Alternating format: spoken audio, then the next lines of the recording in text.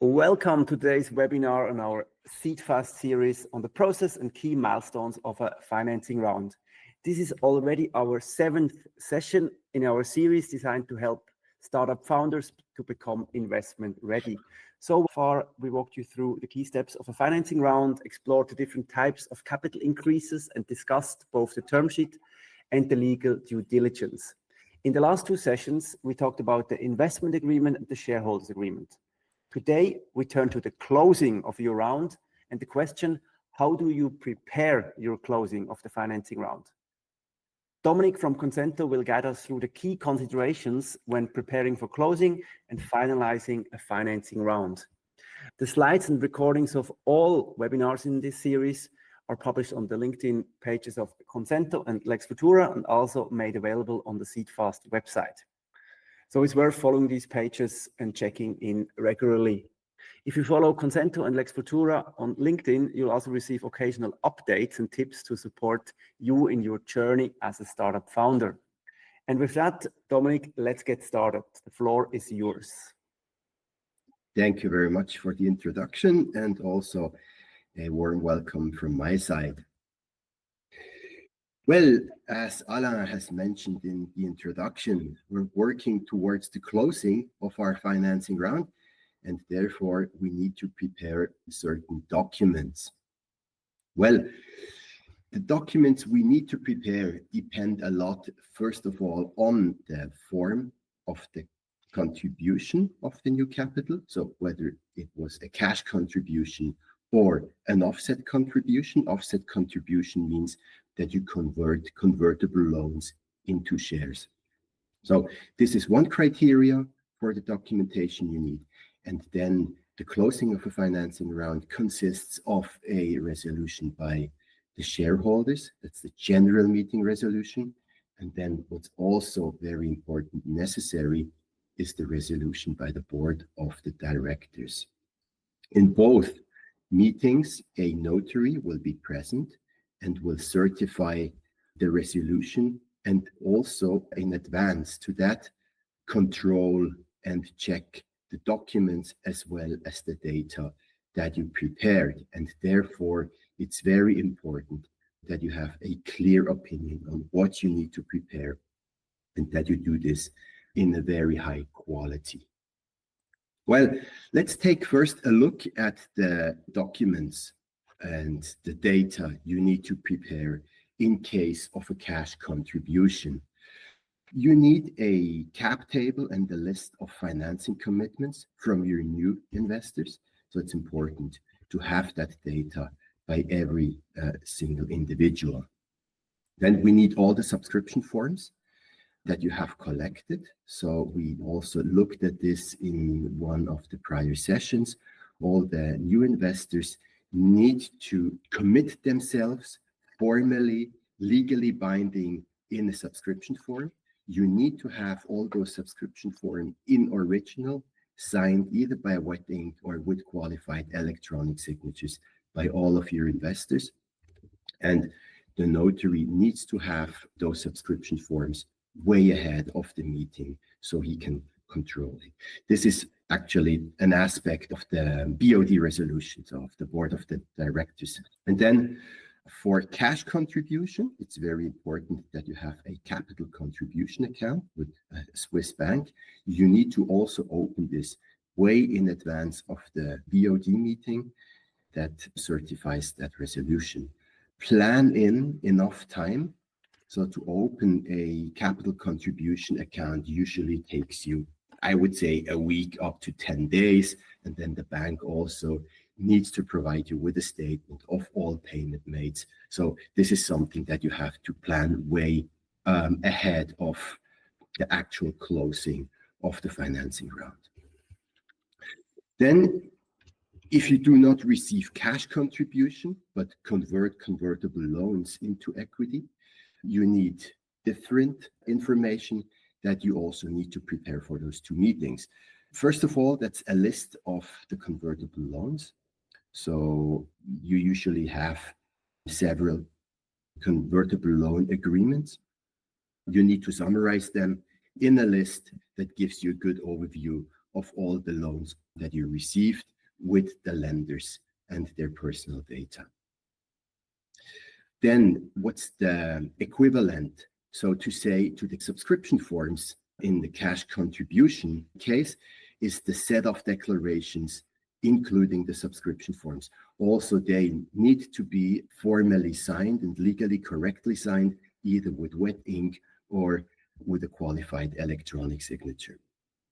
And then a very special aspect of the offsetting contribution is that you need an audit confirmation from an authorized auditor. And the auditor, in order to perform his task, needs a balance statement of all the loans granted so far, including the interest the lender receives. And then we have common requirements that apply to both forms of equity contribution. That's, of course, the meeting dates you need to define that applies to both meetings. You need to prepare powers of attorney. That's also very important for the resolution of the shareholders. So usually in case of a capital increase, you do not want to have a meeting that is interactive where everybody participates at the same time, and therefore you do this with power of attorney where the individual shareholder is represented by a proxy. And then, of course, for the general meeting as well as for the board of directors meeting, you need a notary. So book that notary also way in advance, because notaries are quite rare and scarce currently, and therefore you need also to prepare enough time. If you call a notary the same morning your meeting takes place, this may be way too late in the preparation time. And then you also need to prepare your articles of association here.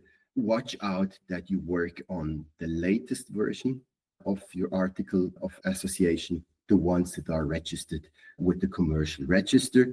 That's very important because the notary as well as the commercial register will control the articles of association and also match them with the latest version that is filed with the commercial register. So therefore, bear in mind that you work on the latest version and also make them available as a Word version for the notary so he can work on that. For the BOD resolution, you need to prepare a capital increase report from the board of directors.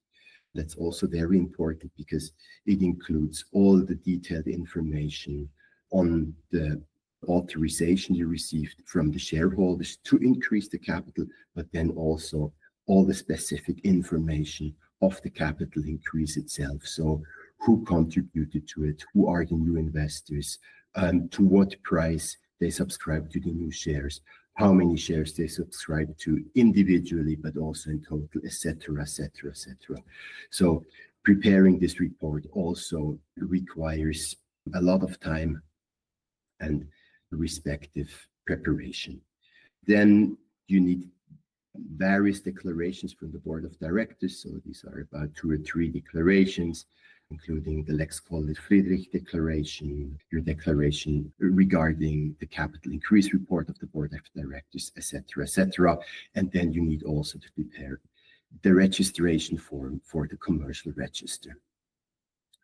And then what's also very important here is that you are conscious what the rights of the individual shareholders are and also of the shares that are involved in the capital increase. So this may look a little bit like a checklist that you need to work off step by step, but here also bear in mind that deciding on those rights is in the competence of the general meeting, of the shareholders. Needs to be prepared also by the board of directors way ahead of that. So you need enough time to prepare those resolutions and to request the authorizations from the competent body within your company.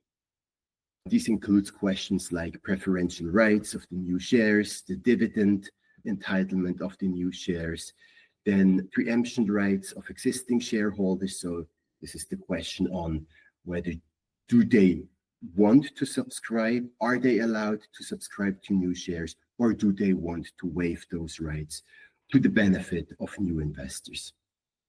Transfer restrictions of the new shares.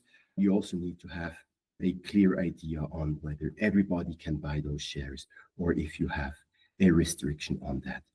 And then also, of course, the form of capital increase. This is also something that you need to plan ahead, whether you want to have an ordinary capital increase, a capital band, or a conditional capital increase. All those forms that I mentioned and decisions require data, and the correct form of the data, the completeness and the consistency of the data is crucial for the success and the closing of your financing round. And we will come on the next slide to the question why this is so important and why there is no room for any errors in this area. So when you prepare for the closing of your financing round, you need to prepare the data, and therefore you also need to make one or several investigations, so to say, or need to ask questions on the stakeholders involved. So it begins with the investor data of the new investors. So you need their full name and address in a correct and consistent manner. Then the legal form of legal entities that invest. Something that we see a lot is that the company only has the name of an investor. It could be a company name, could be a nickname, but not the formal correct name. This is something that the notary will check, and also once he checks the subscription forms, he will also check on whether that legal entity really exists, and therefore he will refer to the information of the commercial register. And if he doesn't see the correct or identical legal form or the full name of the company, he will not accept the subscription form. So therefore, when you talk to your investors, it's very important that you ask them for their full legal name, in particular when it comes to legal entity. Then what's also very important, in particular in case of a legal entity that invests in your company, are applicable powers of attorney from the managers or board members of the investor who sign that subscription form. Because again, here, if the notary sees that in the legal entity that invests in your company, only 2 managers may sign, but the subscription form is signed by 1, he won't accept that subscription form. Then there are diverse criteria of the new shares that you're going to create in the process of this capital increase. And these are aspects like the valuation and the issue price of the share, the minimum amount of shares that you will create, the new number of shares that you will create, and the nominal value of the new shares, the premium and the nominal value of the shares, preferential rights, etc., etc. So why is it so important that you have complete and correct data? Again, as I said, in order to get the capital that is on the capital contribution account, you need a entry in the commercial register. So let's begin with the end of the process. In order to get the capital, you need the entry in the commercial register, and you won't get that without a notarization. And the notary in the commercial register will check this thoroughly, and this doesn't accept any errors. And so if you have incomplete or incorrect values of the data, you risk that the notary will push back the entire capital increase with all the documentation, and that you need to start over. Maybe you need to perform the general meeting that decides on the capital increase again, which includes a 20-day notification period. So this means including the correction of all the documents, but also setting up the AGM again could cost you an entire month until you get access to the capital on your capital contribution account. On top of that, external experts that you need, an auditor, maybe the notary, need to work again, need to perform their work again, and they won't do this for free. So they will charge you again. So in summary, this means that you lose a lot of time, up to 30 days, easily, and also that you need to pay all the people involved in your capital increase twice. And so you want to avoid this.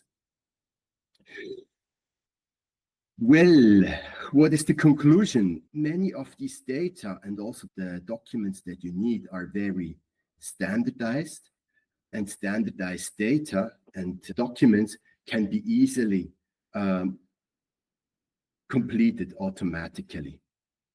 So if you work with a solution that produces all those documents and all that data automatically, you can reduce the errors and the risk of errors, also of legal risks, and therefore save a lot of time and money. Yes, this is it. Alain, do we have any questions? Yes, Dominic, as first, thank you for summarizing this. I fully support your review on the process and the fact that a lot of people are underestimating, let's say, the second part of the financing round. A lot of people focus on the investment agreement and the shareholders agreement, and I think once this is done, everything else is done. But as you just correctly pointed out, the closing, which seems to be the more, let's say, boring part of the financing round, is as important as the signing. So we have one question, and that's something I'm also wondering. In your opinion, what's the major mistake founders make if they don't have appropriate assistance in the closing process? I would say the major mistake is to underestimate the task. So they have convinced investors, they have collected money, and they think the financing round is done with that. And the rest, that last step of closing, is only a formalistic task which can be done easily without any preparation. And then they will completely fail. So they do not plan in enough time to get prepared. They do not plan enough on the resolutions they need to take. And also, they have the data they need to fill in all those documents that are required for the resolution in a very inconsistent manner, incomplete manner, in poor data quality. As I mentioned, they use nicknames they used to talk to the investors to, but are not conscious that this is not the legal full name of the investor, etc., etc. And I would say this is the most, the biggest error they commit. They don't take that exercise as serious as the notary and the commercial register clerk will take it, and therefore are just not well enough prepared. I agree. And one point that consistently comes up, at least in the last few months, is that the duration it takes to get a blocked account. Usually this is already done at the signing stage because the investment agreement contains the account details. But you would be surprised, and I guess you also have a similar experience, how long it takes to get that blocked account with larger banks, and especially if you have a lot of investors, it can take easily 2-3 weeks just to get the account details because they have to do the compliance or KYC things with each investor. Very good. Thank you very much. By now, all of you should have a solid understanding of how to prepare for a financing round. And this is exactly our goal. Our goal is to equip you with the knowledge and the tools to structure your financing rounds effectively.